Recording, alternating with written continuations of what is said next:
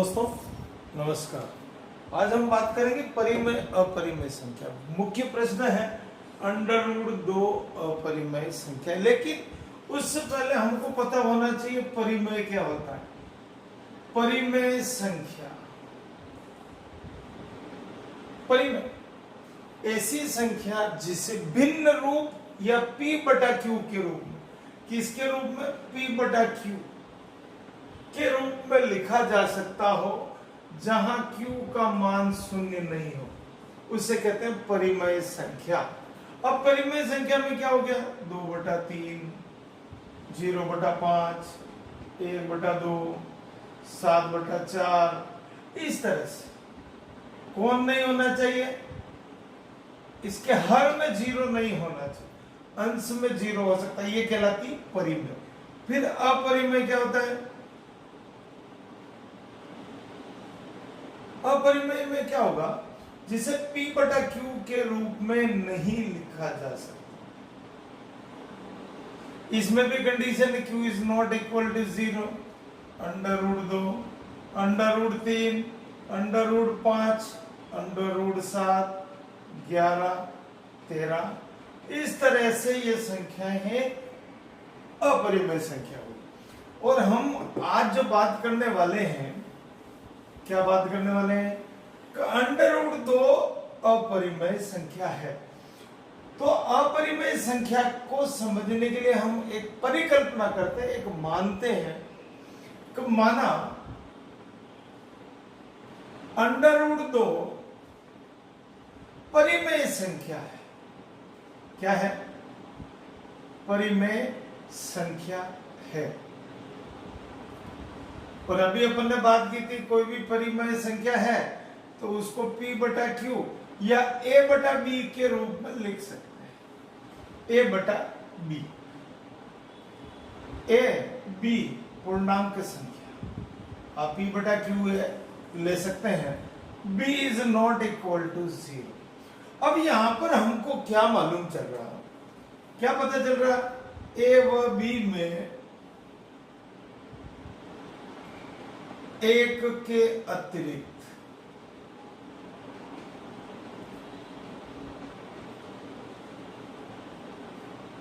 कोई भी उभयनिष्ठ गुणनखंड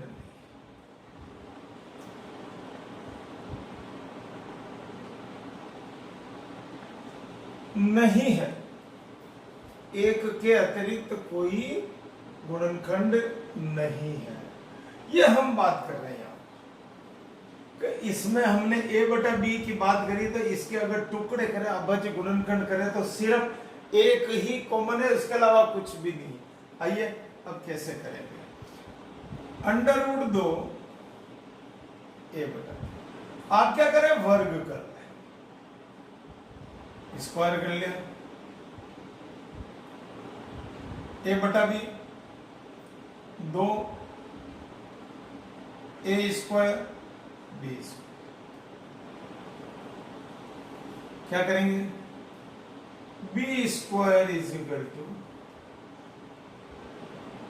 A²/2 कर देंगे। इसको यहां पर A² बराबर 2B² लिखें और इसको नंबर 1 डाल दें। ये आपको आगे काम आएगा। मैंने वज्र गुणा किया, लेकिन यहां पर मैंने वज्र गुणा 2 स्थितियों में किया। देखिए समझेंगे। B² A²/2, यहां से हमको एक जानकारी हो रही। A²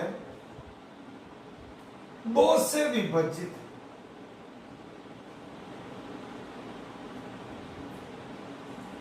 अतः A भी 2 से विभाजित होगा। क्या होगा? 2 से विभाजित होगा। A² 2 से विभाजित है, अतः A भी 2 से विभाजित होगा। बिल्कुल। अब आपको क्या करना है? यहां पर फिर माना A = 2C और इसका स्क्वायर कर लेंगे, वर्ग कर लेंगे, ये भी हमको मानना है। थोड़ा अभ्यास करेंगे, बहुत सरल से सवाल है। और इसको 2 नंबर लिख देंगे। क्या नंबर लिखा? 2 नंबर। देखिए 1 और 2 में ए स्क्वायर की वैल्यू सेम आ रही है, 1 और 2 से। 2b square is equal to 4c square, ये 2 से 2 कट गया।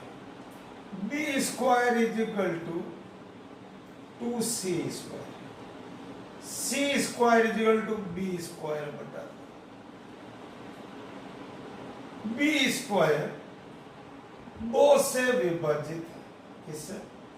2 से विभाजित है, विभाजित डिवाइड, तो b 2 से विभाजित हो। अब यहां पर हमको जो मैं मुख्य चीज समझनी है वो है, अपन ने क्या किया कि इसकी परिकल्पना कर दी कि अपरिमेय संख्या को सिद्ध करने के लिए मैंने किया √2 परिमेय संख्या है, बिल्कुल मान लिया। और परिमेय संख्या को हम भिन्न रूप या a बटा b या p बटा q के रूप में लिख सकते हैं। अब इसको लिखने के लिए a और b में एक के अलावा कोई कॉमन फैक्टर नहीं है, ये बात हमको यहां से पता चल गई। हम क्या कर रहे हैं, वज्र गुणा स्क्वायर करके वज्र गुणा करके ये कंडीशन है, a square is equal to 2b square. लेकिन यहां पर ये step b square is equal to a square by 2, ये लिखने से हमको ये पता चलता है कि a स्क्वायर 2 से डिवाइड विभाजित है, तो a भी 2 से विभाजित होगा। फिर हमने परिकल्पना की a बराबर 2c, a square 4c square, 1 और 2 से ये a स्क्वायर की वैल्यू ये है, a स्क्वायर की दोनों का कंपेयर कर लिया, ये कट गया। b square is equal to 2c square, c square क्या हो गया? b स्क्वायर बाई 2, ये कंडीशन आ गई, a square by 2 b square by 2। b square 2 से विभाजित है तो b 2 से। हमने कल्पना क्या की कि जब परिमेय संख्या अगर है तो इसका कोई गुणनखंड नहीं है, लेकिन ये तो 2 से भी डिवाइड हो रही है, a 2 से डिवाइड हो रहा है, b भी 2 से डिवाइड हो रहा है। इसका मतलब हमने जो कल्पना करी है, परिकल्पना करी थी कि इसमें एक के अतिरिक्त कोई गुणनखंड नहीं है, वह गलत है। मैं इधर लिख देता हूं, हमारी परिकल्पना क्या हमने माना था, हमारी परिकल्पना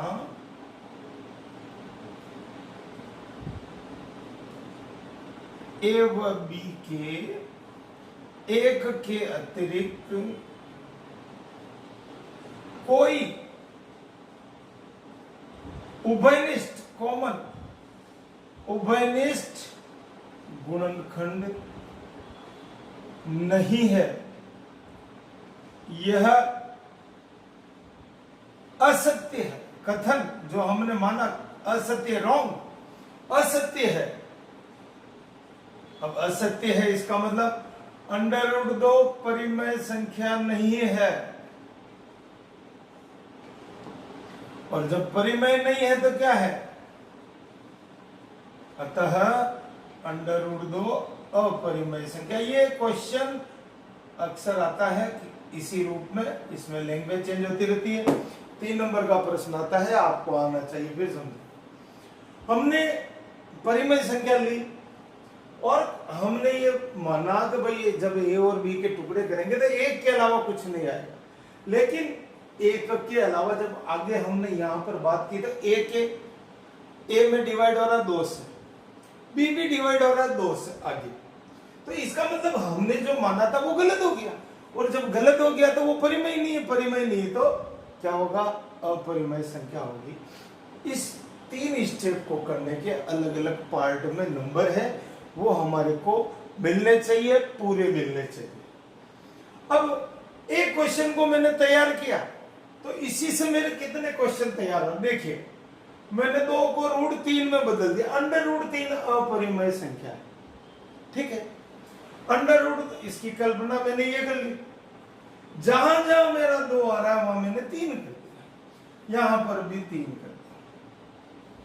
देखिए सेम क्वेश्चन होता जा रहा है, सेम स्टेप। अब यहाँ दो की जगह 3 कर दिया, यहाँ 3 से डिवाइड कर दिया, ये 3, यहां पर भी 3 कर दिया, यहाँ 3, राइट।